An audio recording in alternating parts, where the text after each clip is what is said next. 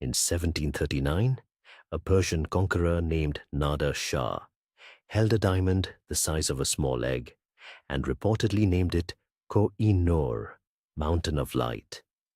Within 8 years, he was assassinated by his own guards, and depending on which account you believe, it wasn't a clean death. That's the thing about this stone. It has a body count longer than most wars, and it hasn't even got a motive. Let's back up.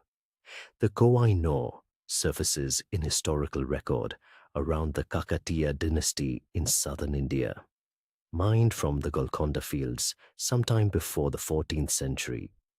Fields that, fun fact, only ever produced diamonds for about 100 more years before running dry. So this thing is rare, even by the standards of things that are already absurdly rare. From there, it moves through Mughal treasuries, and this is where the pattern starts. Emperor Humayun supposedly acquired it and was later poisoned.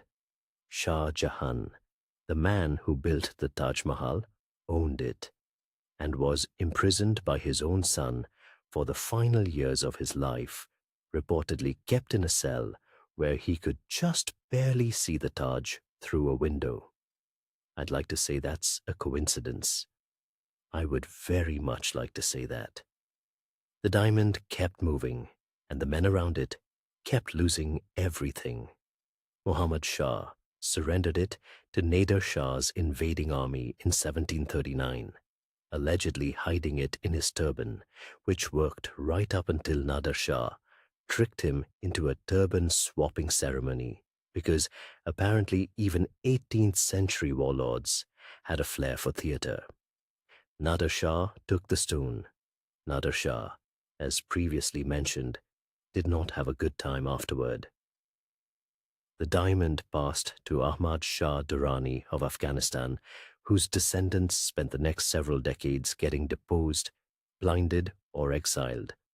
One Afghan ruler, Shah Shuja, was literally tortured with a paste of molten metal poured onto his head to force him to reveal where he'd hidden it.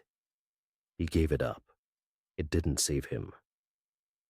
By the time it reached Ranjit Singh, the Lion of Punjab and ruler of the Sikh Empire, you'd think someone might have noticed a trend. He didn't. He wore it constantly, treasured it above his entire treasury.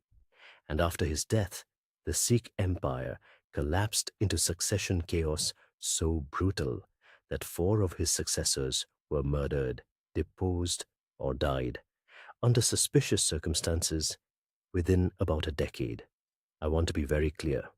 I'm not saying a rock did this. I'm saying that if I found a rock with this resume, I wouldn't be putting it anywhere near my head.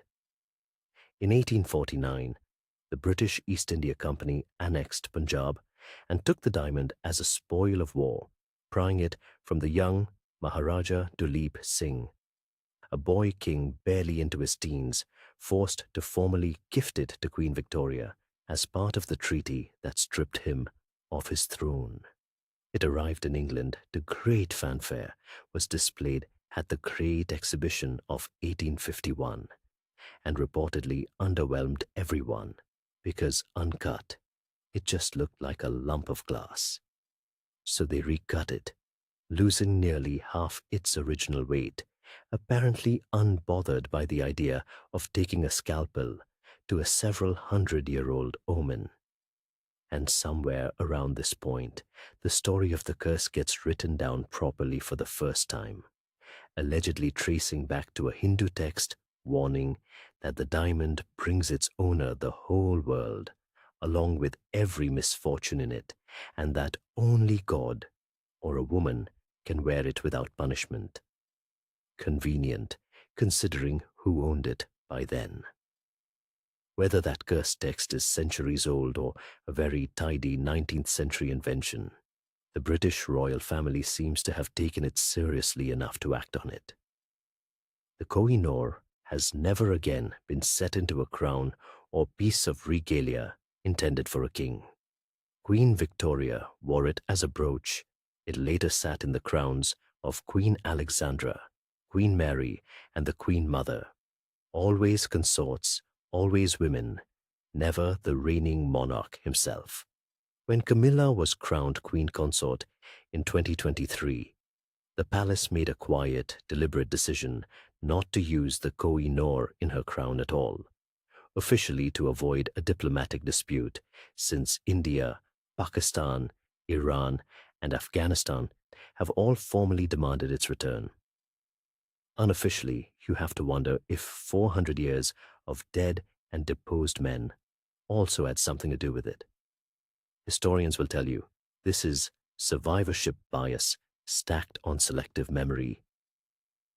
That empires rise and fall constantly, that plenty of kings who never touched this diamond also lost their heads, and that a 5,000-year-old trade route is bound to accumulate a body count regardless of what's sitting in the treasury.